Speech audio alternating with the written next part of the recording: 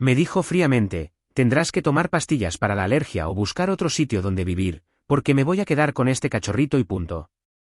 Tras enterarme de que me habían hospitalizado por alergias graves a los perros, decidí tirar. Mi prometida, Brenda, y yo hemos estado juntos durante 3 años, comprometidos durante 6 meses. Se suponía que nos casaríamos la próxima primavera, y pensaba que todo iba genial hasta ayer por la mañana. Un poco de contexto, tengo una alergia grave a los perros.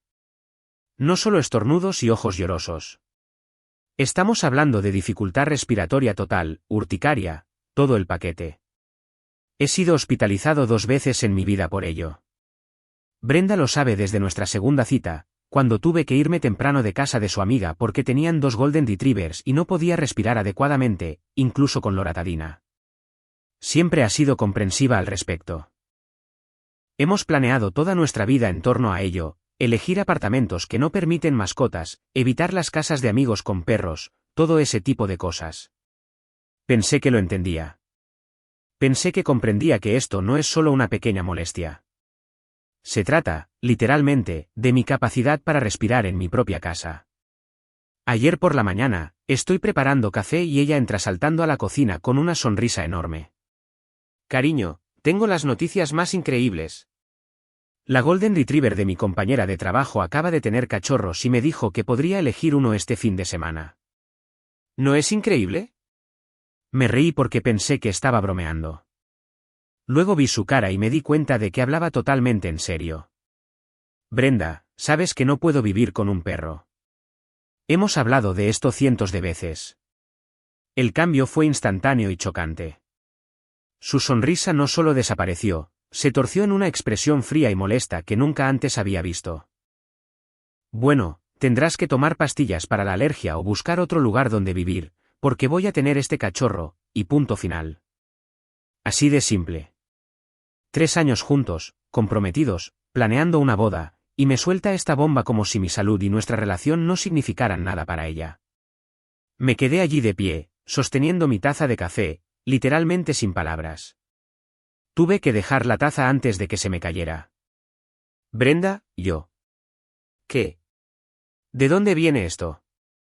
Nunca antes habías mencionado que querías un perro. Puso los ojos en blanco como si yo estuviera siendo obtuso.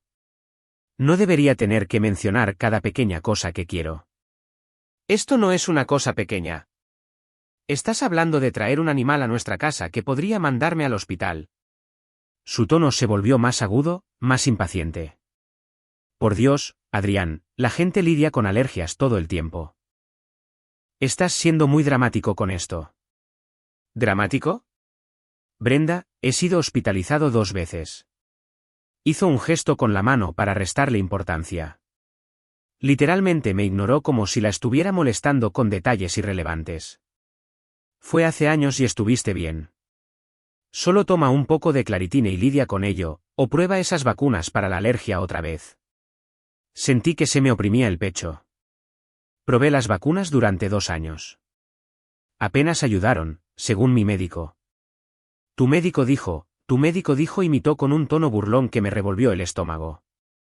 Quizás deberías buscar una segunda opinión de alguien que no esté tratando de mantenerte asustado de todo. Cuando le recordé lo que pasó en casa de su amiga en nuestra segunda cita, como no podía respirar, como tuvimos que irnos, en realidad resopló. Eso fue diferente. Eran 2 perros grandes y te pilló por sorpresa. Este sería un cachorrito al que tendrías tiempo de acostumbrarte. Brenda, así no funcionan las alergias. Quizás si no estuvieras tan ansioso todo el tiempo, no tendrías reacciones tan malas. La mitad de esto probablemente está en tu cabeza, de todos modos. Las palabras me golpearon como un golpe físico. ¿En mi cabeza? ¿Crees que me lo inventé?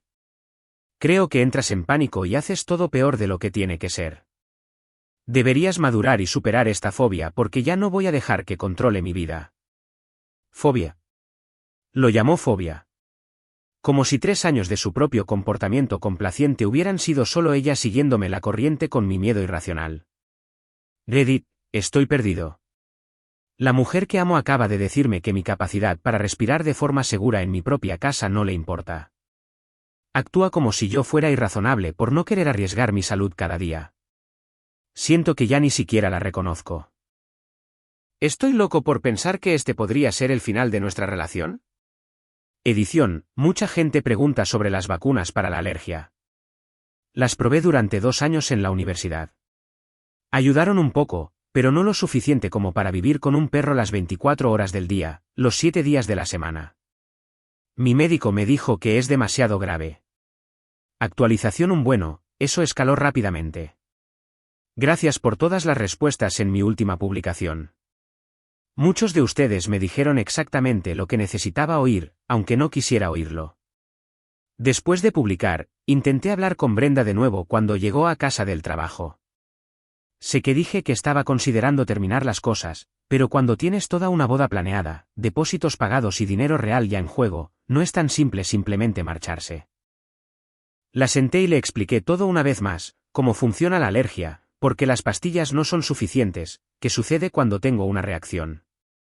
Incluso le expliqué en detalle la vez que fui hospitalizado después de que el perro de un vecino entrara en el pasillo de nuestro apartamento. ¿Su respuesta? Ese es tu problema a resolver. He querido un perro toda mi vida y no voy a renunciar a esta oportunidad porque te estás poniendo difícil. Esa palabra, difícil. Como si pedir respirar normalmente en mi propia casa fuera ponerme difícil. Ese fue el momento en que me di cuenta de que hablar no iba a ninguna parte. Así que simplemente asentí, me levanté y fui a nuestro dormitorio. Si ella se negaba a escuchar, bueno, entonces tendría que tomar el asunto en mis propias manos. Esa noche llamé a mi hermana, Daniela. Siempre ha sido directa conmigo, nunca endulza las cosas. Le conté todo y le pregunté qué pensaba que debería hacer. Adrián, si alguien con quien se supone que te vas a casar te dice que elijas entre tu salud y sus deseos, ya ha tomado la decisión por ti. ¿Sabes lo que tienes que hacer? Tenía razón. Sabía lo que tenía que hacer. El viernes por la mañana, mientras Brenda estaba en el trabajo, empecé a hacer algunas llamadas. Verán, lo de las alergias a los perros no es solo que te afecten cuando estás en la misma habitación que el perro. La caspa se mete en todo, muebles, ropa, conductos de ventilación, alfombras. Incluso si me mudara temporalmente, seguiría lidiando con ello durante meses después de que el perro se hubiera ido.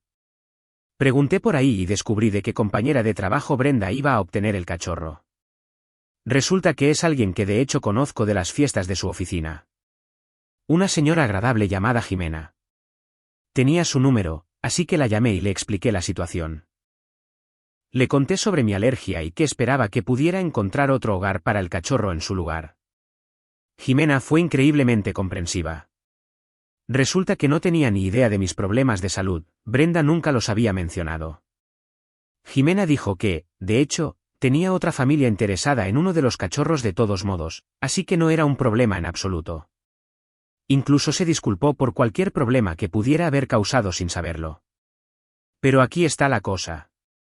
Me di cuenta de que si alguien a quien apenas conozco podía ser mucho más comprensivo sobre esto que mi propia prometida, entonces esto no era realmente sobre el perro.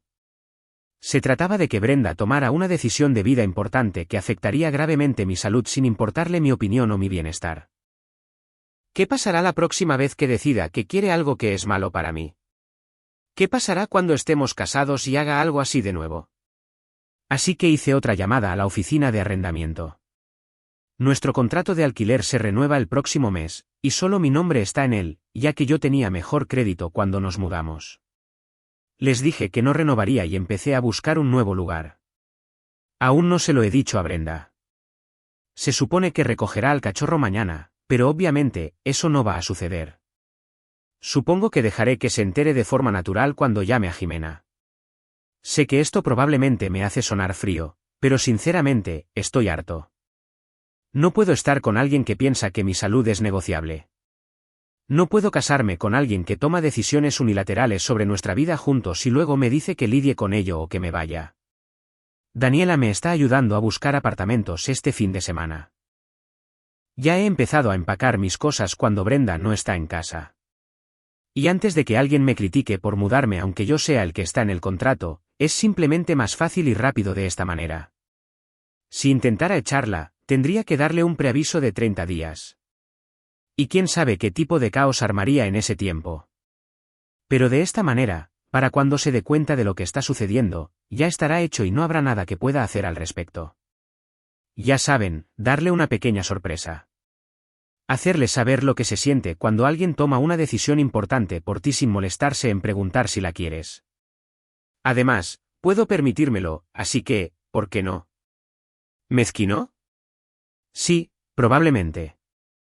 Pero a estas alturas, creo que este nivel de mezquindad está más que justificado. Edición, para todos los que preguntan, no le voy a dar a Brenda otra oportunidad para hablarlo. Ya tuvo esa oportunidad. Cuando alguien te muestra quién es, créele. Actualización 2 Dios santo, Reddit. Pensé que estaba preparado para la reacción de Brenda. Estaba equivocado. El sábado por la mañana, salió temprano para ir a recoger al cachorro. Yo estaba en casa de mi hermana mirando anuncios de apartamentos cuando mi teléfono empezó a explotar. Primero, unos cuantos mensajes de texto, luego llamadas, luego más textos. Todo en mayúsculas, muchas palabrotas. Lo de siempre. Al parecer, Jimena le dijo que el cachorro iba a ir a otra familia. Y cuando Brenda la presionó sobre por qué, Jimena mencionó que había hablado conmigo sobre mis preocupaciones por la alergia. Brenda perdió los estribos. Volvió irrumpiendo en el apartamento alrededor del mediodía. Yo estaba allí empacando mis libros cuando entró por la puerta, gritando sobre cómo la saboteé y actué a sus espaldas. Mantuve la calma y le dije exactamente lo que les dije a ustedes, que no puedo vivir con alguien que pone sus deseos por encima de mi salud y seguridad básicas. Que esto no era sobre el perro, era sobre respeto y compañerismo. ¿Adivinen qué? Todo eso le entró por un oído y le salió por el otro. Arruinaste todo, gritó. Le dije a todo el mundo en el trabajo que iba a tener un cachorro. Jimena probablemente piensa que estoy loca ahora. Eso es lo que le preocupaba. No mi salud, no nuestra relación, sino su reputación en el trabajo. A estas alturas, no creo que pueda decir que estoy sorprendido. Le dije que me mudaba y que necesitábamos cancelar el compromiso. Fue entonces cuando las cosas se pusieron muy feas, rápidamente. Su cara se puso completamente blanca. No sacudió la cabeza frenéticamente. No puedes. Nos casamos en 5 meses. El lugar está reservado. Las invitaciones están encargadas. No puedo casarme con alguien que piensa que mis necesidades de salud son solo excusas. No puedes hacerme esto, el grito salió de la nada, tan fuerte y agudo que me estremecí. No puedes destruir mi vida por algo tan estúpido. Tú estás destruyendo tu propia vida, Brenda. Yo solo estoy eligiendo no dejar que destruyas la mía también. Agarró la bolsa de mi portátil del mostrador de la cocina y la arrojó al otro lado de la habitación. Golpeó la pared con un crujido espantoso y mi portátil salió volando, con la pantalla primero contra el suelo de madera. Miré los trozos rotos, luego a ella. Estaba allí de pie, respirando con dificultad, con los puños apretados, como si fuera a lanzar algo más. En serio, ¿qué diablos? Cuando solo le lancé una mirada que básicamente gritaba, «¿Estás loca? Busca ayuda», y luego volví a empacar en lugar de decir algo, empezó a llorar y a suplicar con unos sollozos grandes y dramáticos que sacudían todo su cuerpo. «Cariño, por favor». «Lo siento». No lo decía en serio. Extendió la mano hacia mi brazo, pero yo retrocedí. «Podemos solucionar esto. Renunciaré a la idea del perro, ¿de acuerdo? Solo no me dejes. Por favor, no me dejes». El rímel le corría por las mejillas y parecía genuinamente desesperada. «Brenda, ya no se trata del perro». «¿Entonces de qué? ¿Qué quieres que haga?» Dije que renunciaría al perro. Se trata del hecho de que cuando intenté explicar por qué esto podría hacerme daño, llamaste falsa a mi condición médica. Me dijiste que tomara pastillas o me mudara. Bueno, ahora me estoy mudando. Su rostro comenzó a endurecerse de nuevo, las lágrimas aún corrían, pero su voz se volvía defensiva. Eso no es. Solo pensé que tal vez podrías esforzarte más para... ¿Para qué? ¿Para arriesgar mi vida para que puedas tener un cachorro que nunca quisiste hasta hace 3 días? No se trata del cachorro, explotó, con la voz quebrada. Se trata de que siempre tienes una excusa para todo. No podemos ir aquí. No podemos hacer eso. Todo tiene que girar en torno a tu estúpida alergia. Ahí estaba. La verdad que había estado ocultando quién sabe por cuánto tiempo. Así que, ¿así es como te sientes realmente? No. Yo. Vio mi expresión y el pánico cruzó su rostro. Adrián, lo siento. No quise decir eso. Solo estoy alterada y... Pero ya estaba harto de oírlo. Así que, simplemente me di la vuelta y volví a empacar. Siguió siguiéndome por el apartamento, alternando entre llorar y gritar. Estoy bastante seguro de que los vecinos oyeron cada palabra. El ruido me dio tal dolor de cabeza que finalmente agarré lo que pude llevar y me fui. Daniela me recogió y me quedé en su casa esa noche. El domingo, volví con Daniela y su marido, Miguel, para recoger el resto de mis cosas. Brenda no estaba allí, pero había dejado una nota en mi almohada: espero que estés feliz. Mataste nuestra relación por un perro que ni siquiera existe ahora. Todavía no lo entendía. Todavía pensaba que esto era por un perro. Me quedo con Daniela hasta que pueda mudarme a mi nuevo lugar la próxima semana. El apartamento que encontré es perfecto, último piso, gran ventilación, no se permiten mascotas en el edificio. Es más pequeño que el que teníamos Brenda y yo, pero es mío y puedo respirar allí. No he sabido nada de Brenda desde el domingo, y espero que siga así. Si les soy sincero, una parte de mí está triste por cómo terminó esto. 3 años son mucha historia de la que alejarse, pero supongo que no había mucho que pudiera hacer dado lo que pasó. Me estoy tomando mi vida en serio, y no me voy a disculpar por ello. Actualización final: no planeaba volver a publicar, pero santo cielo. Tienen que oír esto. Y, sinceramente, escribir estas actualizaciones ha sido terapéutico. Así que, aquí vamos con lo que espero sea el capítulo final de esta locura. Primero, la situación con Brenda empeoró mucho antes de mejorar.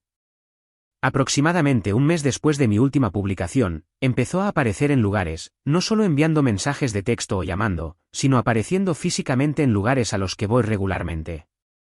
Primero, fue mi trabajo. Salí del edificio una tarde y ella estaba apoyada en mi coche en el aparcamiento. Tenemos que hablar, dijo como si nada hubiera pasado. No, no tenemos que hacerlo. Por favor, déjame en paz. Adrián, esto es ridículo. Podemos superar esto. Estaba alterada antes, pero he tenido tiempo para pensar y Brenda, se acabó. No vamos a superar nada. Me siguió hasta mi coche, hablando todo el tiempo sobre cómo se había dado cuenta de su error y ahora estaba dispuesta a ceder. Cuando entré y arranqué el motor, se plantó justo delante del capó como si pensara que podría detenerme. De hecho, aceleré el motor con fuerza y ella se estremeció, retrocediendo de un traspié en estado de shock. En cuanto se apartó, pisé el acelerador y salí de allí a toda velocidad sin mirar atrás. 3 días después, apareció en mi gimnasio. Yo estaba en la cinta de correr y de repente ella estaba en la cinta de correr de al lado. Qué casualidad encontrarte aquí, dijo como si fuera una coincidencia. Brenda nunca ha ido a un gimnasio en su vida. Me bajé de la cinta de correr inmediatamente y fui a la recepción. Esa mujer me está acosando. ¿Pueden pedirle que se vaya, por favor? El personal fue genial al respecto. La hicieron irse y le prohibieron la entrada al local, pero fue increíblemente vergonzoso. Luego empezó a aparecer en casa de Daniela, simplemente aparcando fuera y quedándose allí sentada. Daniela miraba por la ventana y veía el coche de Brenda en la entrada con Brenda simplemente sentada en el asiento del conductor, mirando la casa. Esto se está volviendo aterrador, Adrián, me dijo Daniela. Miguel cree que deberíamos llamar a la policía. Técnicamente no está haciendo nada ilegal, dije. Pero, sinceramente, yo también empezaba a asustarme. El punto de inflexión llegó cuando de alguna manera descubrió dónde me había mudado. Mi nuevo edificio tiene una entrada segura, así que no podía entrar. Pero empezó a dejar cosas en la puerta principal dirigidas a mí. Cartas en su mayoría, pero también comida, sándwiches, galletas, incluso una cena completa una vez en recipientes para llevar. Las cartas eran intensas, largas y divagantes sobre cómo yo era el amor de su vida y que haría cualquier cosa para arreglarlo. Insistía en que todo lo del perro fue un malentendido y que nunca quiso hacerme daño. La peor carta tenía unas 8 páginas y detallaba todos los planes que había hecho para nuestra boda que ahora iba a tener que cancelar, hablando de lo humillada que iba a estar cuando tuviera que decirle a la gente que la boda se cancelaba. Terminaba diciendo que esperaba que estuviera orgulloso de mí mismo por arruinar su día especial. Guardé todas las cartas porque Daniela me dijo que lo hiciera, por si las cosas se agravaban más. Menos mal que lo hice. Hace unas 2 semanas, recibí una llamada de Jimena. ¿Recuerdan a la compañera de trabajo con los cachorros? Sonaba muy estresada. Adrián, siento mucho molestarte, pero necesito contarte lo que ha estado pasando en el trabajo con Brenda. Al parecer, Brenda había estado acosando a Jimena durante semanas, exigiendo saber qué familia se quedó con su cachorro. Cuando Jimena se negó a darle su información de contacto, Brenda fue a Recursos Humanos. Ha estado diciendo a la gente que formo parte de una conspiración en su contra, dijo Jimena. Incluso afirmó que tú y yo teníamos una aventura. Dios santo. Pero se pone peor. Me enteré por mi vecino que trabaja en la clínica veterinaria que Brenda de alguna manera descubrió qué familia se quedó con el cachorro. Ha estado pasando en coche por su casa y tomando fotos de su jardín. La familia, una pareja con 2 hijos pequeños, había empezado a asustarse. Habían visto a la misma mujer varias veces, siempre en el mismo coche, siempre vigilando su casa. Cuando finalmente consiguieron una foto clara de su matrícula y la buscaron, la relacionaron con la mujer que había estado acosando a Jimena en el trabajo por su perro. El jueves pasado, Brenda aparentemente fue a su puerta. Les dijo que el perro le fue robado y exigió que se lo devolvieran. Cuando se negaron y le dijeron que se fuera, empezó a gritar que eran criminales y ladrones de perros. El marido le dijo que se fuera de su propiedad o llamaría a la policía. La respuesta de Brenda fue sacar su teléfono y empezar a tomar fotos del número de su casa y de su coche en la entrada. Fue entonces cuando llamaron al 911. La policía llegó mientras Brenda todavía estaba en su propiedad, todavía tomando fotos y discutiendo con la familia sobre su perro. Fue arrestada por acoso y allanamiento de morada. Me enteré de todo esto cuando su madre me llamó el viernes por la noche, sollozando. Adrián, por favor, tienes que ayudarme a entender lo que pasó. Brenda no para de hablar de ti y de este perro y de cómo le arruinaste la vida. Ha sido arrestada y podría perder su trabajo y no sé qué hacer. Me sentí fatal por su madre. Es una señora dulce que no se merecía nada de este drama. Pero tampoco iba a dejar que me arrastraran de nuevo al desastre de Brenda. Señora Martínez, siento mucho que esto haya pasado, pero Brenda y yo rompimos hace 4 meses. No puedo ayudarla con esto. Pero ella dice que le robaste a su perro. Dice que conspiraste con gente de su trabajo también. No había ningún perro. Nunca tuvimos un perro. Soy gravemente alérgico a los perros, por eso nunca tuvimos uno y nunca planeamos tenerlo. Brenda decidió que quería tener un perro de todos modos, a pesar de saber que podría hospitalizarme. Por eso rompimos. El silencio al otro lado fue ensordecedor. ¿Ella? Me dijo que habías accedido a tener un perro y que luego cambiaste de opinión para hacerle daño. Eso no fue lo que pasó. Lo siento, pero eso no fue lo que pasó en absoluto. Su madre empezó a llorar más fuerte. No sé qué hacer. No es la hija que crié. Se ha convertido en alguien que no reconozco. Le dije que Brenda necesitaba ayuda profesional y que esperaba que pudiera conseguirla, pero que yo no podía ser parte de la solución. Tenía que proteger mi propia salud mental y mi seguridad. Entiendo, dijo. Siento mucho todo por lo que te ha hecho pasar. Eso fue duro. Su madre es una buena persona que se vio atrapada lidiando con las consecuencias de las decisiones de Brenda. Aquí es donde la historia mejora. Hace unos 3 meses, justo después de mudarme a mi nuevo lugar, empecé a ir a una cafetería llamada El Cafecito de la esquina a unas 2 manzanas de mi apartamento. Me sentía bastante aislado después de todo lo que había pasado, y trabajar desde casa no ayudaba. Hay una barista allí, Sofía. Empezamos a charlar durante los periodos más tranquilos de la tarde. Nada serio al principio, solo conversación amistosa. Era fácil hablar con ella de una manera que no había experimentado en mucho tiempo. Un día, estaba pasando por un momento particularmente difícil. Acababa de recibir una de las cartas locas de Brenda y me sentía bastante deprimido por toda la situación. Sofía se dio cuenta. Pareces estresado hoy. ¿Todo bien? Me encontré contándole sobre la ruptura, no todos los detalles, pero lo básico, que había terminado un compromiso porque mi ex quería hacer algo que podría dañar gravemente mi salud y no escuchó cuando intenté explicarle por qué. Eso suena muy difícil, dijo. Siento que tuvieras que pasar por eso. Sin consejos, sin juicios, sin decirme lo que debería haber hecho de manera diferente, solo el reconocimiento de que fue una mierda. Cuando le conté sobre mi alergia a los perros, no actuó como si fuera raro o dramático. Simplemente asintió y dijo, eso debe hacer que muchas situaciones sean realmente difíciles. Eso fue todo. Sin sugerencias sobre pastillas o vacunas o simplemente lidiar con ello, solo comprensión. Tuvimos nuestra primera cita oficial hace 3 semanas.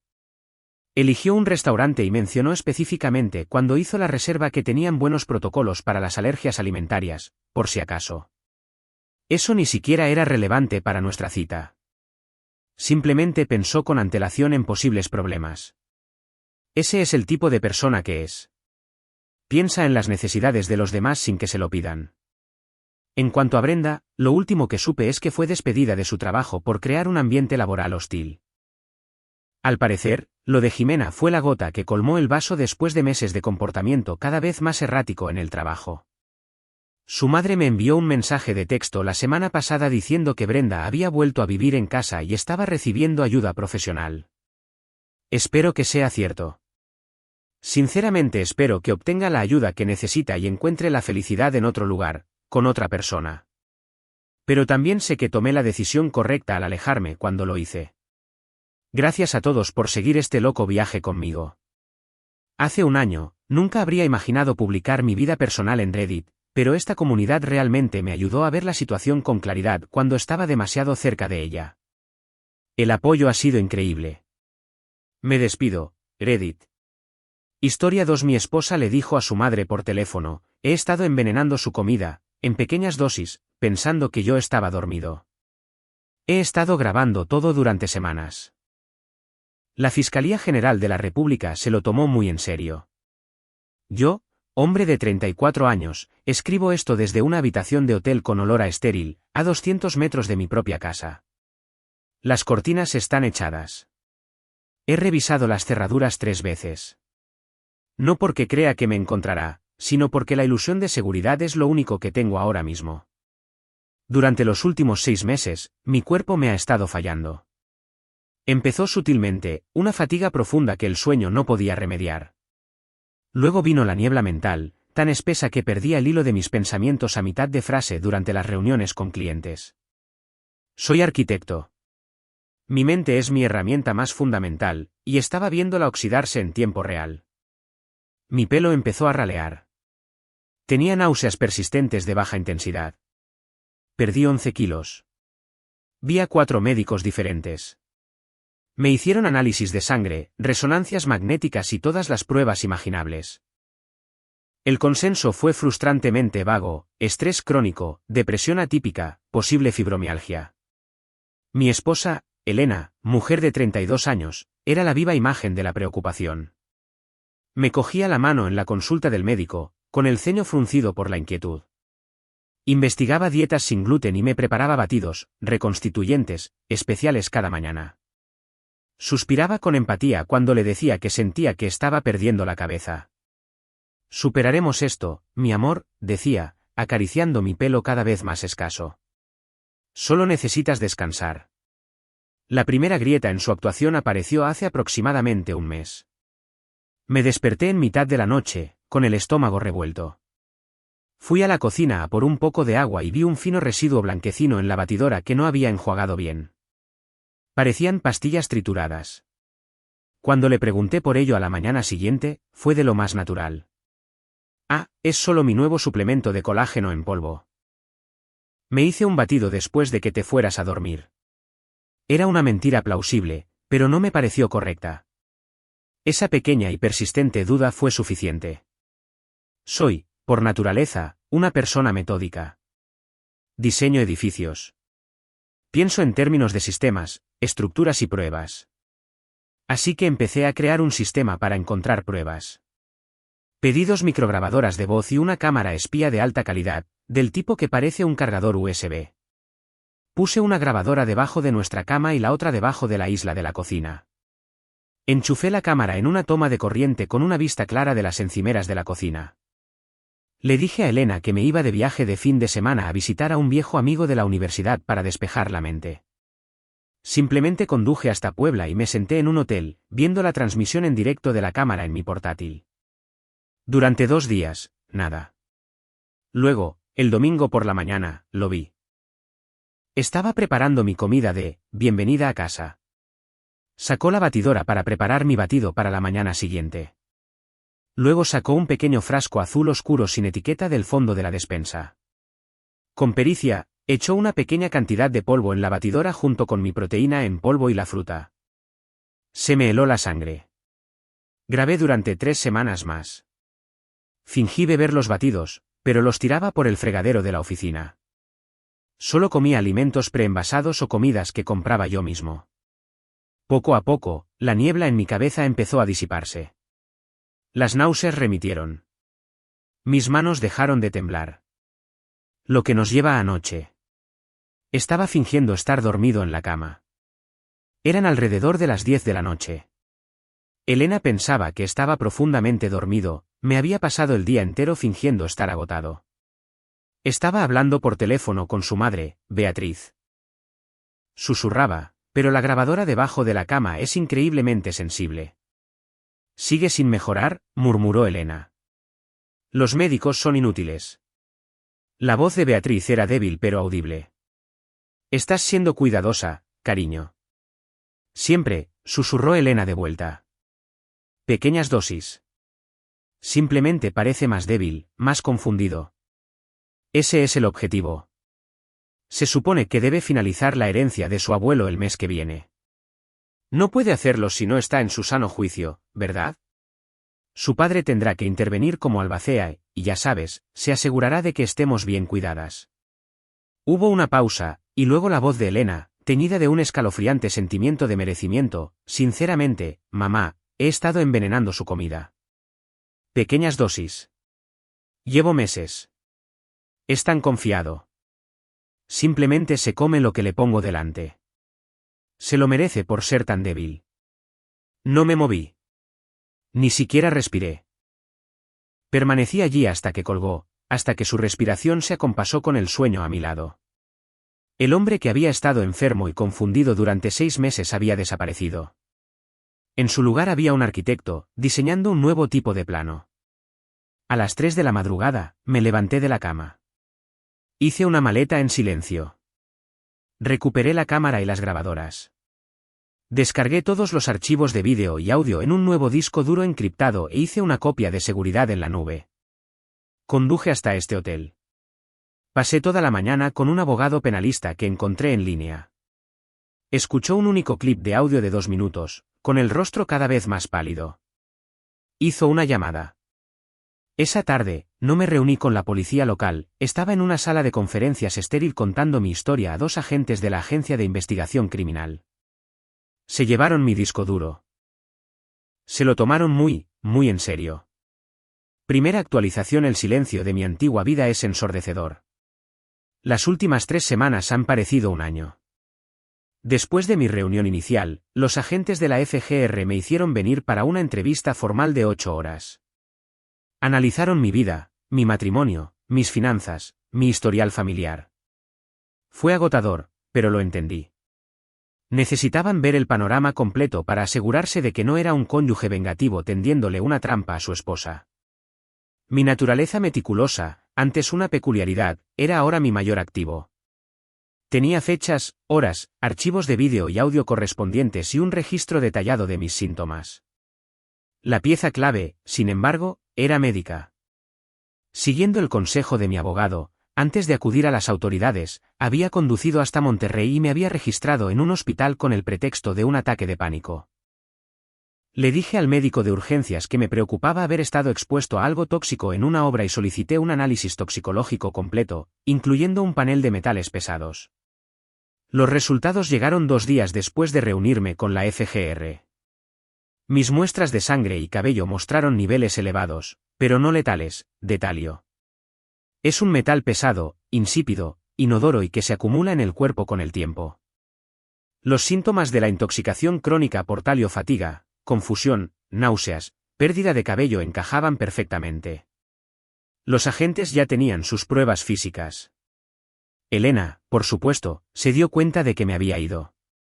Su reacción fue un ejercicio de manual de manipulación.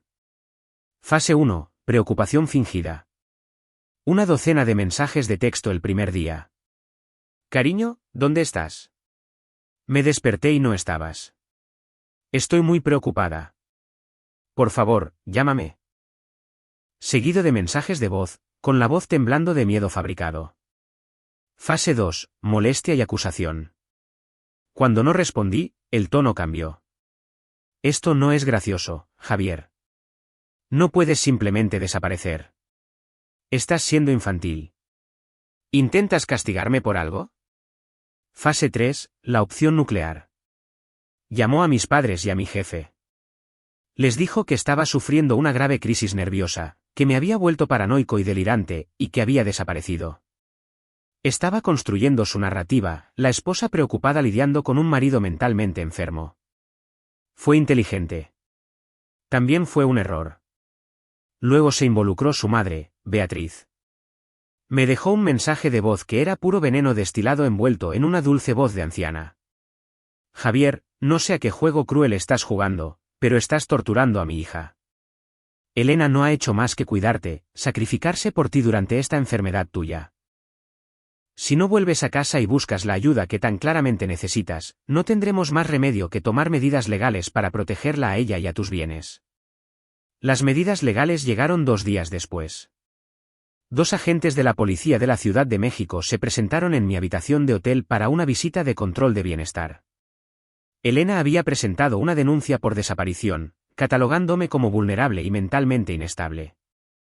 Los invité a pasar con calma. Les mostré mi identificación. Les expliqué que no estaba desaparecido, que me estaba tomando un tiempo personal debido a problemas matrimoniales y que estaba perfectamente bien. No mencioné la investigación federal. Uno de los agentes me miró con lástima. Señor, su esposa está muy preocupada. Dijo que usted no ha estado bien. No lo estaba, respondí, con voz firme.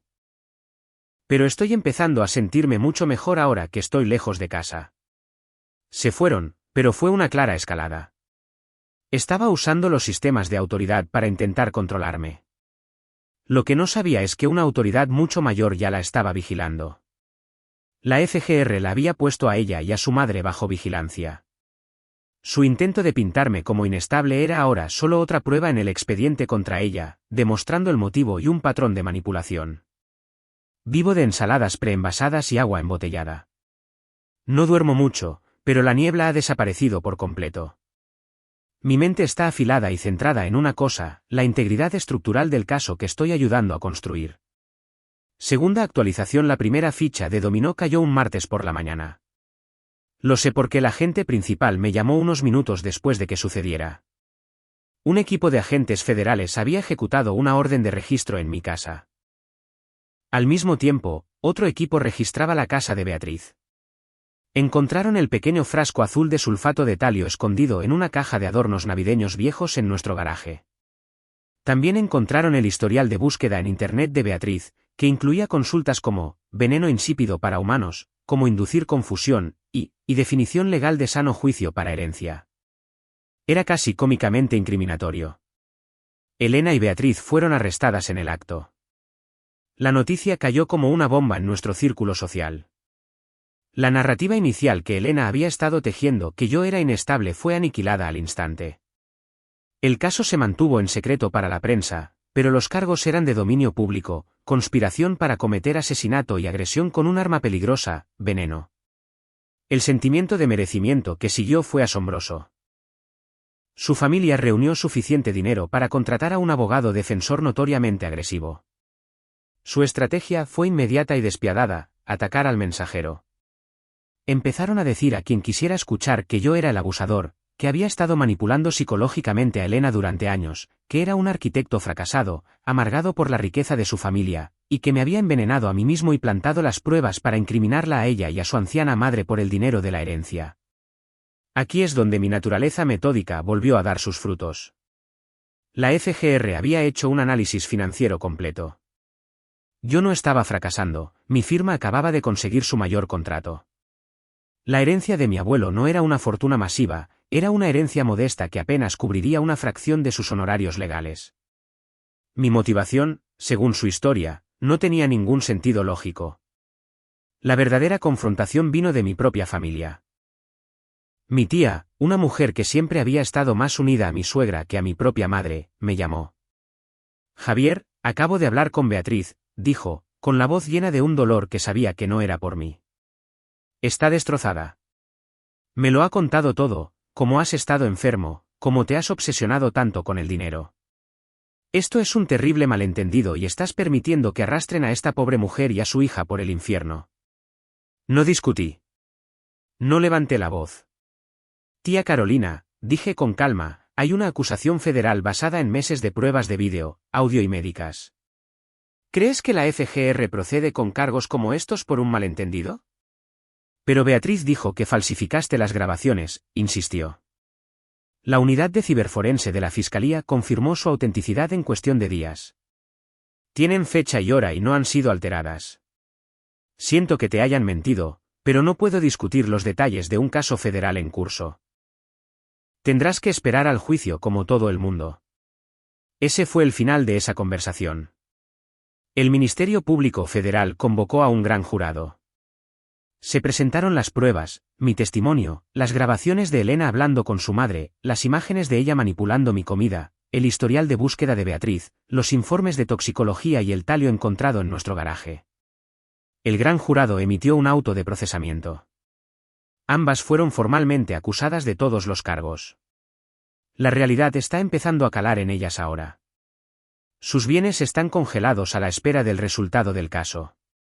El abogado estrella exige un anticipo que ya no pueden permitirse. Están en libertad bajo fianza, confinadas en sus casas con tobilleras electrónicas. La vida a la que creían tener derecho se ha esfumado. Intentaron debilitarme, hacerme dudar de mi propia mente, pero mi mente es lo único que me salvó. Actualización final: no hubo un juicio dramático en los tribunales. El sistema rara vez funciona como en la televisión. Unos 2 meses antes de la fecha del juicio, con la montaña de pruebas en su contra siendo insuperable, el Ministerio Público les ofreció un acuerdo de culpabilidad. El abogado de alto precio de Elena había sido reemplazado por uno de oficio más práctico. Claramente le aconsejó que ir a juicio era un suicidio. Pondrían el audio de ella admitiendo el envenenamiento a su madre el primer día, y todo habría terminado. Elena se declaró culpable de un cargo de agresión con resultado de lesiones corporales graves, un delito federal. El cargo de conspiración para cometer asesinato fue retirado a cambio del acuerdo. Intentaba evitar una cadena perpetua. Beatriz, enfrentada a las pruebas de su propio historial de búsqueda y a sus conversaciones grabadas incitando a su hija, se declaró culpable de un cargo de encubrimiento. Estuve en la sala del tribunal para la sentencia. Era la primera vez que veía a Elena en persona en más de un año. Parecía pequeña y pálida. Evitaba mi mirada. Su abogado leyó una declaración de ella llena de palabras huecas sobre un terrible error, estrés, y no estar en su sano juicio. Ni una sola vez se disculpó conmigo. Se disculpó por la situación. La jueza, una mujer práctica y directa de unos 60 años, no quedó impresionada. Miró a Elena y dijo: «Señorita Morales, usted envenenó metódicamente a su marido durante meses. No lo hizo en un arrebato de pasión, sino con una intención fría y calculada para obtener un beneficio económico. Lo vio marchitarse y fingió cuidarlo. Es un acto de profunda crueldad que a este tribunal le resulta difícil de comprender». Elena fue sentenciada a 12 años en un centro federal de readaptación social. Con buena conducta, podría salir en 9. La siguiente fue Beatriz. Lloró abiertamente. Su abogado habló de su edad y su salud. La jueza se mostró igualmente impasible. Usted permitió y alentó las monstruosas acciones de su hija. Fue su cómplice en todo menos en el nombre. Beatriz fue sentenciada a 3 años de libertad condicional y 18 meses de arresto domiciliario con un monitor GPS. Se le prohíbe tener cualquier contacto conmigo o con mi familia. La casa se ha vendido para cubrir los gastos legales. Mi divorcio finalizó el mes pasado por causa de condena por delito grave. Estoy de vuelta en la Ciudad de México, pero no en nuestro antiguo hogar. Diseñé una pequeña casa minimalista para mí en un terreno que compré con mi herencia. Está llena de luz y líneas limpias, un lugar sin secretos. Mi pelo ha vuelto a crecer. He recuperado el peso. Mi trabajo prospera. No puedo decir que sea feliz. La felicidad se siente como un color fuerte y brillante, y mi mundo todavía está en tonos de gris. Pero no soy infeliz. Estoy tranquilo. Estoy sano. Soy libre. Hay noches en las que me despierto con el corazón latiendo con fuerza, la garganta oprimida por el fantasma de un veneno que ya no está ahí. La traición dejó cicatrices en mi mente que son más profundas que las que el talio dejó en mi cuerpo. Pero como cualquier buen arquitecto, sé que una estructura no es débil porque muestre sus reparaciones. Es más fuerte porque fue puesta a prueba y resistió. Historia 3. Ella gritó, como sea. Tienes 10 días para irte. Después de nuestro desacuerdo con el contrato de arrendamiento, yo dije, gracias por el aviso. Cuando descubrió que yo había sido el que realmente pagaba el alquiler a través de mi empresa de gestión inmobiliaria. 10 días se convirtieron en 10 minutos. Pero para ella, eso vino después. Yo, 32, hombre, estoy escribiendo esto desde una habitación de hotel minimalista que se siente más como un hogar que mi verdadero hogar durante la última semana. Aquí hay silencio. Hay una sensación de orden. De vuelta en mi departamento, hay una tormenta de caos, negación y furia chillona llamada Sofía, 30, y le quedan aproximadamente 72 horas antes de convertirse en el problema de otra persona. Hemos estado juntos durante 2 años, viviendo juntos durante unos 18 meses. El departamento es un hermoso 2 recámaras en una colonia cotizada de la ciudad. Cuando decidimos mudarnos juntos, Sofía tomó la iniciativa de encontrar un lugar. Era ferozmente independiente, o al menos esa era la imagen que proyectaba.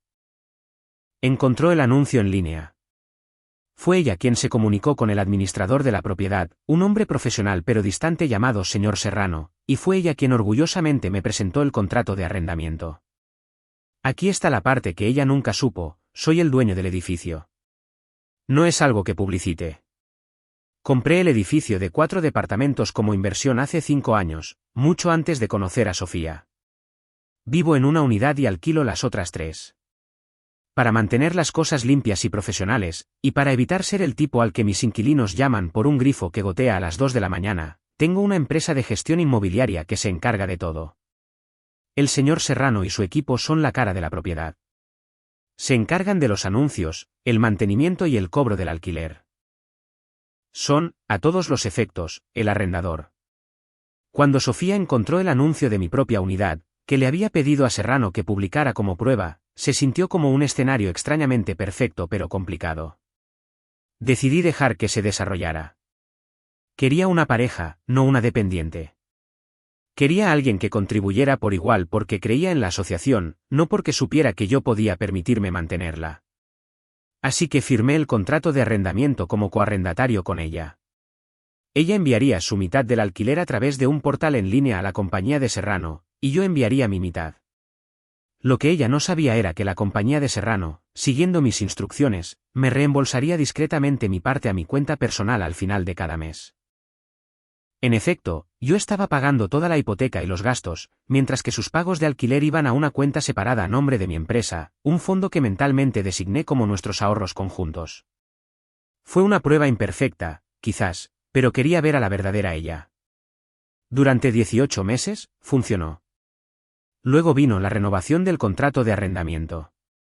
Para mantener las apariencias, Serrano nos envió la documentación de renovación estándar hace 2 meses. Incluía un modesto y completamente razonable aumento del 4% en el alquiler, en línea con la tarifa del mercado. Lo vi, lo aprobé mentalmente y pensé que lo firmaríamos y seguiríamos adelante. Estaba equivocado. Sofía vio la carta y explotó. ¿El 4%? Ese cerdo codicioso de Serrano, después de que hemos sido inquilinos perfectos. Esto es indignante, bramó, caminando de un lado a otro por la sala de estar. Es bastante estándar, Sofía, dije con calma. Son solo 1.800 pesos extra al mes para cada uno de nosotros. Es por principios, replicó ella. Es una bofetada en la cara. Fui yo quien encontró este lugar. Fui yo quien trató con ellos. No pueden simplemente subirme el alquiler así como así. Deberías estar de mi lado. La discusión se prolongó durante semanas. Ella se negó a firmar. Quería que yo llamara a Serrano y luchara, que exigiera que le anularan el aumento. Me negué, afirmando que era una práctica comercial justa. Su frustración creció, transformándose en un extraño sentido de propiedad monárquico sobre el departamento. Era su departamento, y el arrendador era su súbdito. El enfrentamiento final ocurrió el martes pasado. La oficina de Serrano había enviado un aviso final: firmar el nuevo contrato de arrendamiento dentro de la semana o la oferta de renovación sería rescindida. Puse la carta en el mostrador. Tenemos que firmar esto, Sofía. Ella simplemente me miró con puro desprecio. No, no tenemos que hacerlo. Claramente no te importa que este arrendador esté tratando de fastidiarme. Eres un débil. No lucharás por mí. ¿Luchar por ti contra un aumento de alquiler estándar? Esto es la realidad, Sofía. No. Este es mi hogar. Yo lo elegí. Yo lo pago. Y no quiero a alguien aquí que no me respalde, gritó, con la cara roja. Como sea. Tienes 10 días para irte. Las palabras quedaron suspendidas en el aire, vibrando con veneno. Se quedó allí, con el pecho agitado, esperando que yo discutiera, suplicara, que finalmente cediera y luchara su batalla inútil. Acababa de intentar dejarme sin hogar por una cuestión de principios de 1.800 pesos. Mi prueba había terminado. Había fallado espectacularmente. La miré, y todo el amor que había sentido fue reemplazado por una claridad fría y dura. Cogí mi teléfono del mostrador. Gracias por el aviso, dije en voz baja. Sus ojos se abrieron de par en par por la sorpresa ante mi cumplimiento inmediato. ¿Qué? ¿Eso es todo? ¿Simplemente te vas? Me diste un aviso de 10 días para desocupar, dije, abriendo mi aplicación de notas y escribiendo. Hoy es martes 16. Eso significa que tengo hasta el viernes 26 a las 5 de la tarde. Solo estoy confirmando. Yo. Sí. Vete, tartamudeó, tratando de recuperar la compostura. De acuerdo, dije. Luego entré en el dormitorio y comencé a hacer una maleta. Ella pensó que había ganado. Pensó que me estaba echando de su departamento. No tenía idea de que acababa de entregar su propia orden de desalojo. La primera llamada que hice fue al señor Serrano. Serrano, dije, saliendo al balcón, tenemos una situación en la unidad 4. La señorita Mendoza acaba de darme un aviso verbal para desocupar en 10 días. Acepto su aviso y no renovaré el contrato. Por favor, prepare la documentación pertinente. Entendido, respondió, con su voz totalmente profesional. ¿Qué hay de ella? Su estatus como ocupante depende de mi arrendamiento. Dado que voy a desocupar a petición suya, su derecho a ocupar queda terminado. Por favor, redacte un aviso formal de desalojo para ella, efectivo en la misma fecha y hora. Y Serrano, por favor, transfiera el saldo completo de la cuenta de alquiler de vuelta a ella, cada centavo que pagó. El concepto debe decir, reembolso total de todos los pagos no vinculantes, sin establecimiento de arrendamiento. Considere lo hecho, dijo. La bomba estaba armada. El temporizador estaba ajustado para 10 días.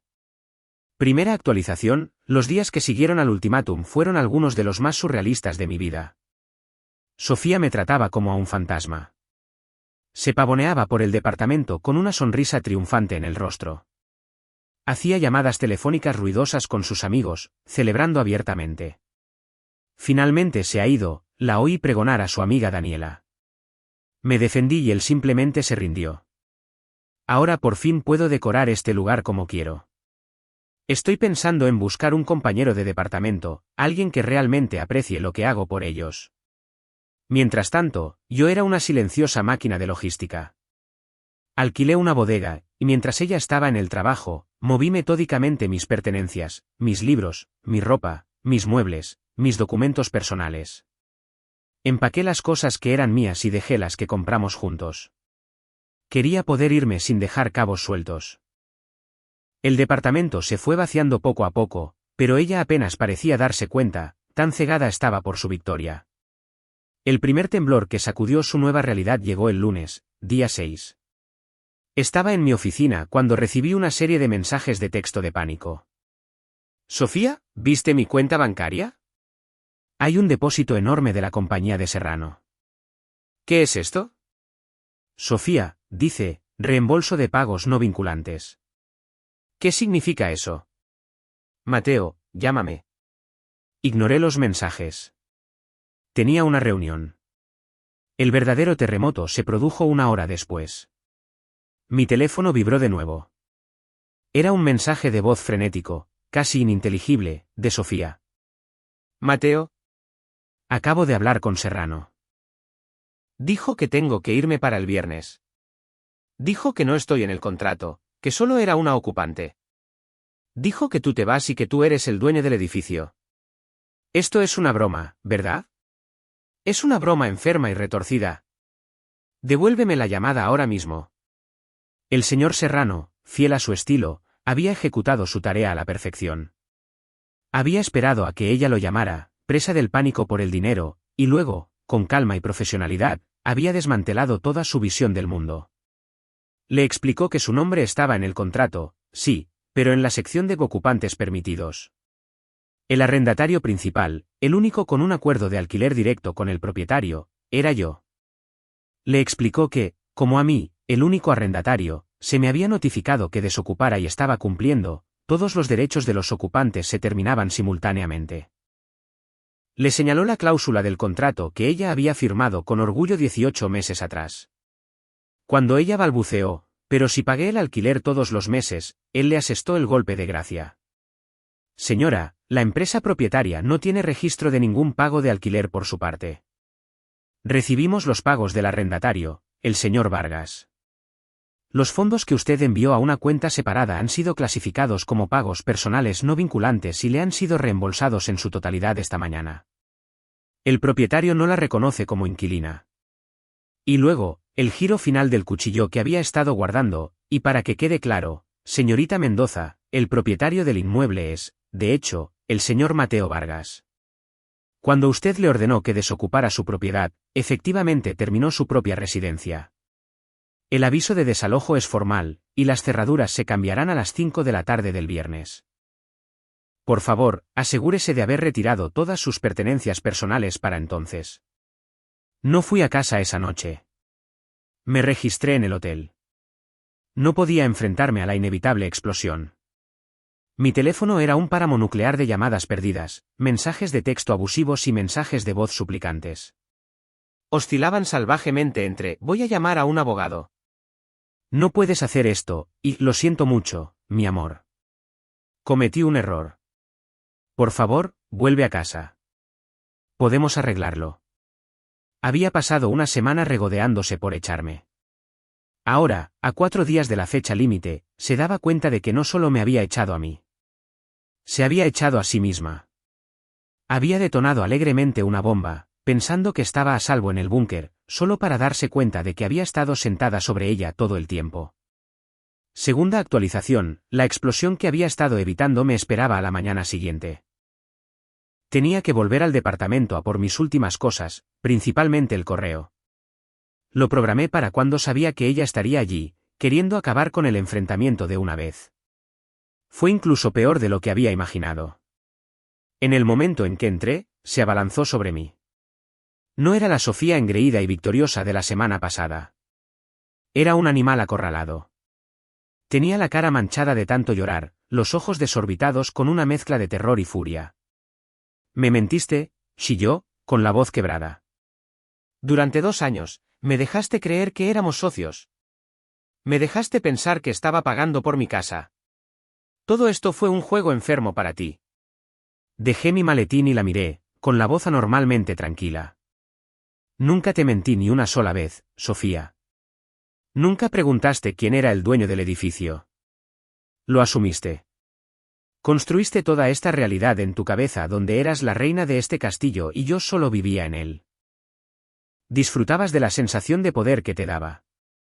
Te amaba, sollozó. ¿Cómo pudiste hacernos esto? ¿Nosotros? No había un nosotros, el martes pasado, le recordé, mi voz endureciéndose. El martes pasado, estabas dispuesta a dejarme sin hogar por 1.800 pesos. Me gritaste que me fuera de lo que pensabas que era tu casa. No actuaste como una compañera. Actuaste como una déspota. No discutiste, decretaste. Me diste 10 días. Lo único que he hecho es respetar los términos que tú estableciste. Su ira se disolvió en una súplica desesperada y patética. Me agarró del brazo. No lo decía en serio, Mateo. Estaba enfadada. Estaba estresada.